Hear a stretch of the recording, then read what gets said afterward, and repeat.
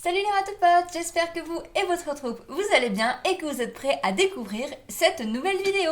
Aujourd'hui, je vais vous parler et vous montrer un film d'horreur pour ratophiles. Avec des rats méchants, avec des rats qui mordent, des rats agressifs, la plus grande peur de tout ratophile qui se respecte. Je vais vous parler de l'agressivité hormonale.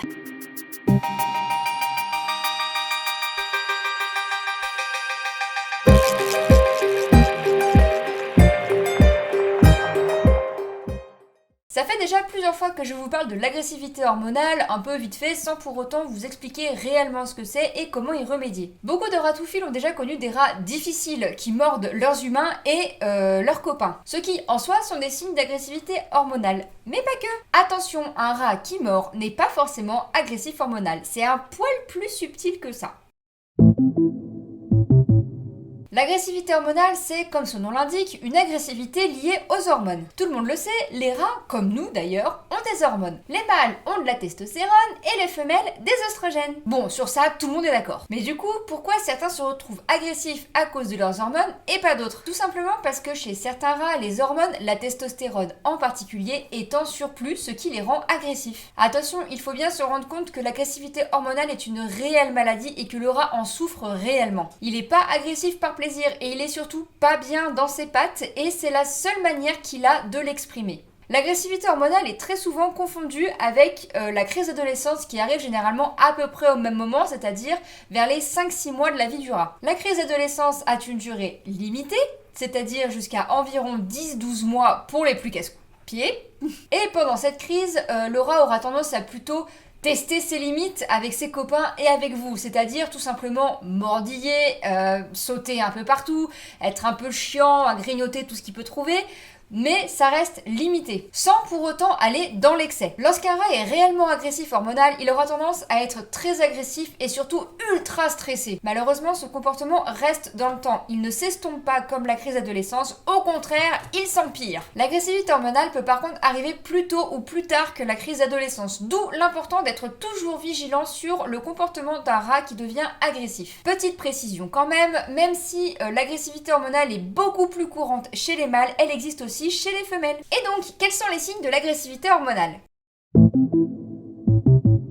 On peut pas diagnostiquer une agressivité hormonale sur une simple morsure ou le fait qu'un rat s'isole de ses copains. Il faut regrouper plusieurs critères plus ou moins importants et surtout plus ou moins présents selon les cas. Le plus fréquent, c'est évidemment la morsure, qu'elle soit envers les humains ou envers les congénères. La différence entre les morsures dites classiques d'un rat juste stressé sur le moment ou d'un rat en pleine crise d'adolescence, c'est que ce sont des morsures très courantes, très fréquentes et surtout des morsures à sang et malheureusement sans raison spécifique. Les morsures sont là réellement pour blesser la victime, si on veut, et pas simplement dire juste tu vas-y, tu me saoules, laisse-moi tranquille. Je précise que les morsures envers les humains ne sont pas systématiques. Les morsures des rats à hache sont dans des zones spécifiques lorsqu'elles sont faites sur d'autres rats. Ces zones sont très souvent le ventre, la tête ou le cou ou malheureusement les parties génitales. Le rat agressif hormonal ne supporte pas la présence d'un autre rat et veut tout simplement s'en débarrasser en le tuant.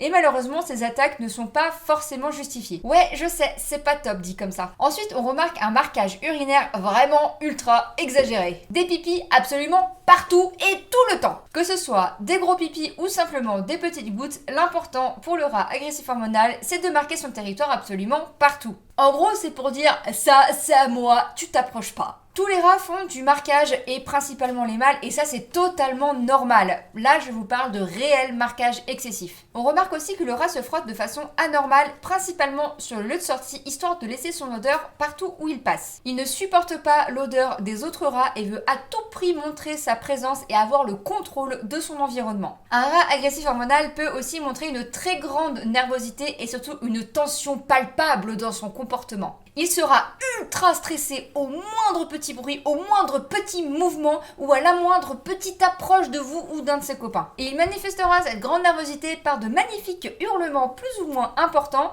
Il peut aussi montrer les dents et souffler. Il montre qu'il n'est pas à l'aise et qu'il n'est pas content de ce qu'il a à côté de lui et malheureusement ces signes sont très souvent des prémices d'une bagarre plus ou moins violente. Justement, le rat agressif hormonal ne supporte pas la domination d'un de ses congénères, ce qui peut entraîner de violentes altercations. On peut arriver à l'anticiper si on remarque certains petits comportements, donc ceux que je viens de vous dire à l'instant, mais aussi si le rat par exemple plisse les yeux ou marche en crabe. Il peut aussi se mettre en mode poupon, comme on dit, c'est-à-dire qu'il se gonfle le plus possible, histoire d'avoir l'air un petit peu plus impressionnant, ce qui est d'ailleurs très utilisé chez beaucoup d'espèces animales. Ces comportements se retrouvent très souvent lors d'une intégration, donc surtout au début de l'intégration, ce qui ne veut pas forcément dire que votre rat est agressif hormonal. On les considère comme agressifs hormonal quand ces comportements-là sont vraiment très fréquents, même quand les rats sont intégrés. Un rat juste énervé ou stressé pour une raison particulière peut tout à fait se retrouver en mode pompon, à souffler ou à marcher en crabe, c'est normal. Ne tombez pas non plus dans la parano. Dans certains cas, on peut aussi remarquer que le rat ondule de la queue comme un serpent. Cette ondulation est le signe d'une extrême excitation, qu'elle soit positive ou négative. Il peut donc arriver qu'un rat extrêmement content et très bien dans ses patounes ondule de la queue. Ce sera donc à vous de comprendre selon le contexte et la situation si cette ondulation est positive ou négative. Par exemple, on remarque ici Onyx qui frétille de la queue comme pas permis devant Loki car elle est pas du tout contente de voir le petit vieux sur le lieu de sortie. Dans certains cas, on remarque aussi des signes directement sur le rat, comme par exemple un excès de sébum, comme ce que l'on peut voir ici avec Onyx. Le poil sera ultra gras et voire même légèrement orangé et parfois une très forte odeur. À ne pas confondre avec des parasites. Et parfois aussi, l'alimentation non adaptée peut provoquer un excès de sébum. Dans tous les cas, il faudra faire un petit tour chez le vétérinaire, histoire de s'assurer de la cause de cet excès de sébum. Encore une fois, il faut rassembler plusieurs comportements pour dire qu'un rat est agressif hormonal ou non. Il peut aussi arriver, mais seulement dans des cas assez rares, que le rat s'automutile, donc c'est-à-dire qu'il s'arrache les poils à la base des pattes, à la base de la queue par exemple, qu'il se gratte ou se blesse à sang aussi,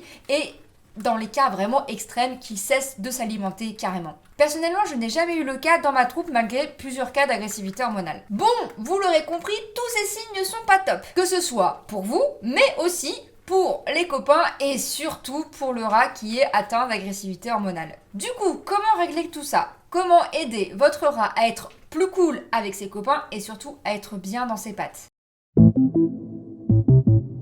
Comme je disais tout à l'heure, un rat agressif hormonal est un rat malade. Il ne choisit pas d'être agressif, il souffre et il montre sa souffrance par l'agressivité. Même si l'agressivité hormonale est, comme je le disais, à la base un surplus d'hormones, le rat peut totalement développer une agressivité hormonale suite à un manque de codes sociaux ou un énorme changement dans sa petite vie rat.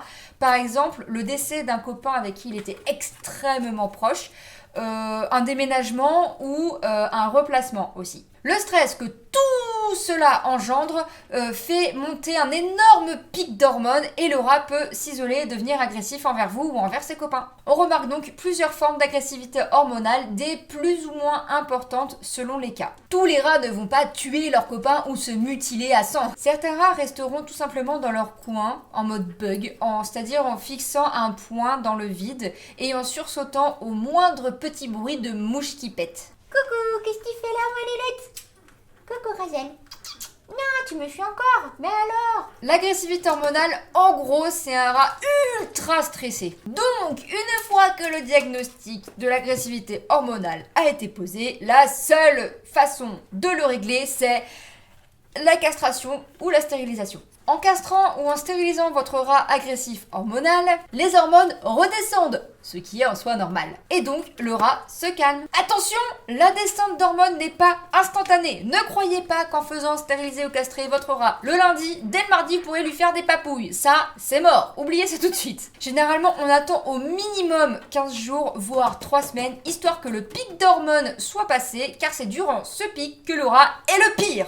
En attendant la castration, si votre rat présente des signes d'agressivité hormonale ainsi que pendant la période post-opératoire, il est très important de séparer le rat de votre troupe, histoire qu'il n'y ait pas de risque de morsure, voire de mort. Comme je le disais dans les cas les plus extrêmes, certains rats ont tué leurs copains. Il faudra donc être ultra présent pour votre rat. Il faudra bien sûr lui parler tout le temps, essayer de le sortir un maximum de sa cage parce que le rat seul n'est pas bien de base. Alors je vous cache pas que pour un rat qui est vraiment atteint d'agressivité hormonale, c'est très compliqué à gérer. Il y a toujours cette peur de se faire attaquer, de se faire mordre qui est tout à fait légitime, mais comme je le disais tout à l'heure, pensez bien que l'agressivité hormonale est une maladie, que le rat ne veut pas en soi vous faire de mal, c'est pas sa faute en fait. Mais faites quand même attention à vous. Évitez de vous faire mordre assez gravement, ce serait bête quand même. Je précise aussi que la castration et la stérilisation peuvent se faire à n'importe quel âge, à condition que votre rat soit en pleine forme. Onyx a été implanté à environ 1 an et demi, si je dis pas de bêtises, et Costa a été implanté à 2 ans. Costa n'a été qu'implanté à cause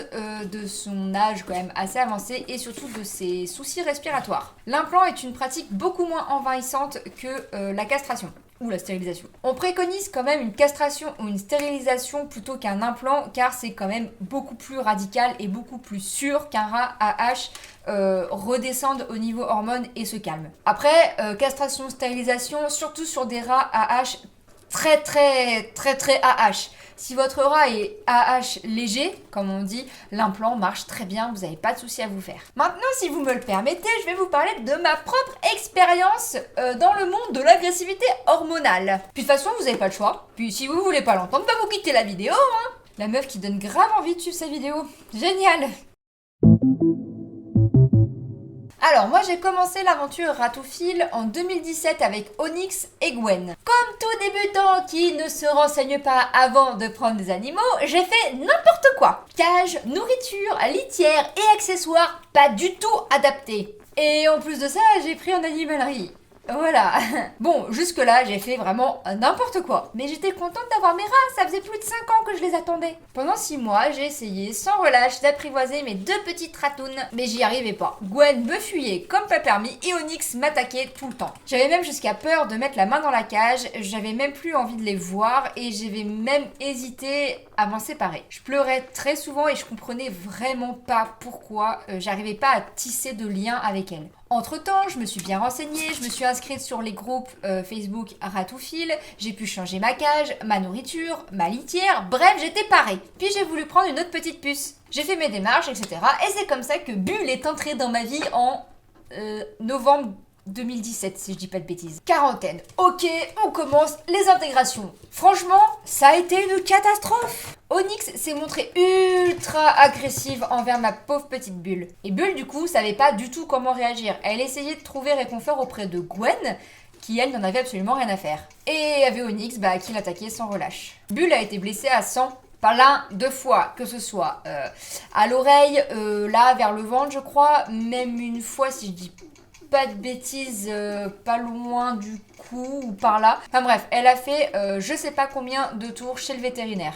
J'ai tenté plusieurs solutions, j'ai essayé des traitements naturels, j'ai fait des changements de lieux de sortie, des lieux neutres, des lieux communs, j'ai échangé les doudous. À force de parler avec d'autres ratophiles, j'ai appris ce qu'était l'agressivité hormonale. Et on a pensé effectivement que Onyx était AH léger. J'ai tenté quand même de forcer un peu la main en les mettant toutes les 3 dans ce qu'on appelle la boîte de la terreur, qui consiste en fait à mettre les rats dans une petite boîte et je peux pas dire à secouer la boîte parce que bon, je suis pas la meuf dans Nemo là, mais à bouger la boîte en fait pour leur créer un stress et qui se soudent grâce à ce stress en fait qui se rapprochent les uns les autres pour justement faire diminuer le stress.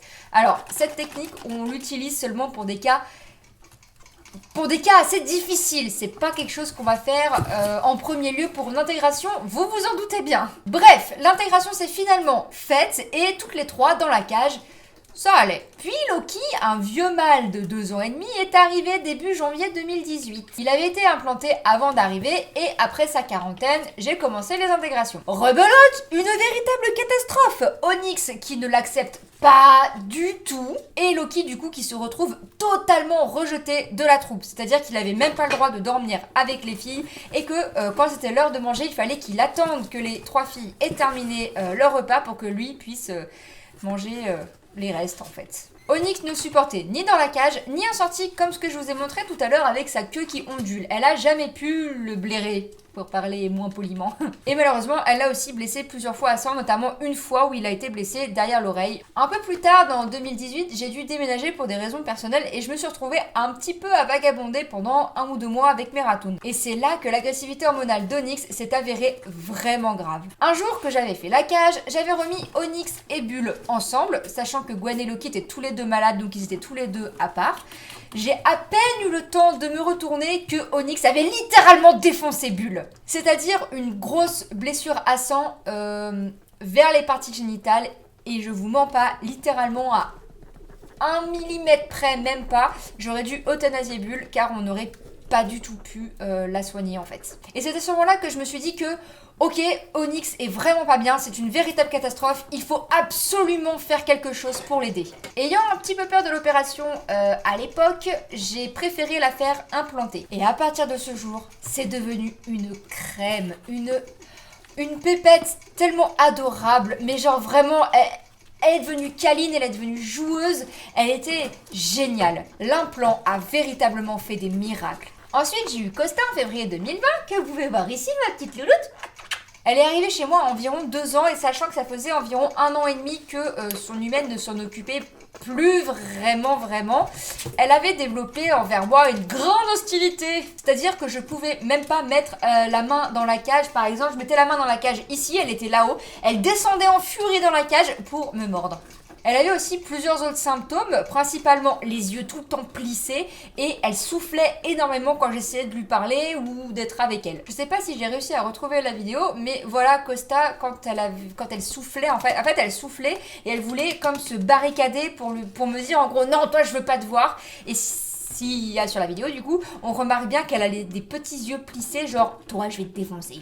Elle était aussi très souvent en mode pompon et elle m'a blessé plusieurs fois mes ratounes et elle faisait beaucoup la marche en crabe aussi. Bref, plusieurs signes qui montrent une agressivité hormonale qui a là du coup été développée lors d'un gros changement dans sa vie, c'est-à-dire déménagement, trajet et arrivée chez moi et du coup le manque de présence humaine, on va dire ça comme ça, pendant 1 an et demi. Une fois implantée, Costa est elle aussi devenue une petite crème toute mignonne. La première chose que j'ai remarqué, c'est que elle avait plus ses yeux plissés. Elle avait plus son air méchant. Ça, c'est un truc qui m'a vraiment marqué. C'était assez impressionnant. Comme vous avez vu, madame est encore en vie aujourd'hui après 1 an. Sachant qu'elle s'est fait implanter, il me semble, en avril 2020. Elle recommence à mordre, mais ça, c'est seulement à cause de la vieillesse. Elle fait que pincer et être très bien avec ses copines, contrairement à avant l'implant. Avant l'implant, j'avais réussi à développer une capacité avec Onyx à détecter quand elle allait attaquer les autres. Et je savais comment lui parler pour qu'elle ne le fasse pas. J'avais réussi à lui faire comprendre que quand moi je sentais que voilà, ça allait pas, que je lui disais tout simplement Onyx, tu fais doucement. Et rien qu'en fait, avec ce doucement, eh ben, je voyais tout de suite que, vous voyez, ça l'apaisait en fait. Et j'avais voilà, développé une certaine capacité à l'apaiser en fait, de par ce mot doucement. Et franchement, je vous jure qu'elle comprenait, c'était assez ouf d'ailleurs. En gros, ça voulait dire calme, il n'y a pas de danger, reste zen. C'était vraiment une ratoune méga intelligente et elle était ouf. Ça se voit tant que ça qu'elle me manque ou pas. Franchement, je suis beaucoup trop déçue que vous l'ayez pas connue.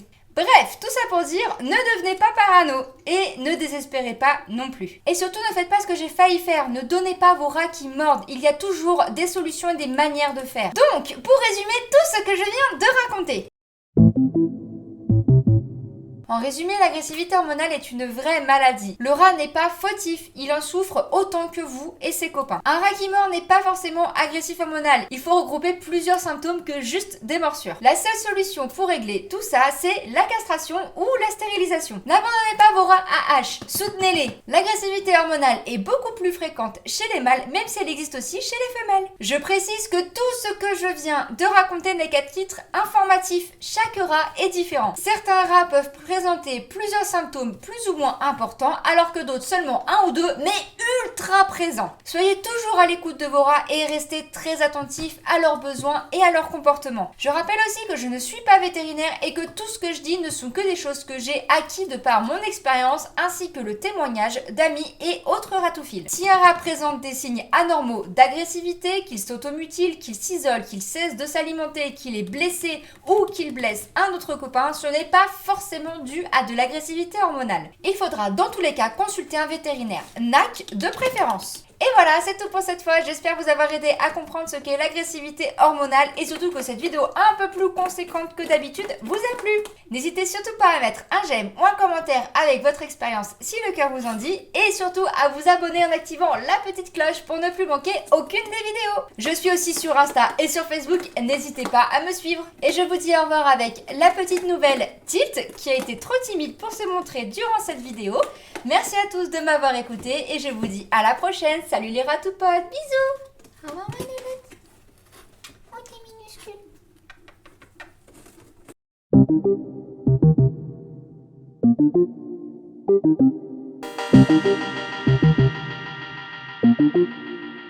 minuscule.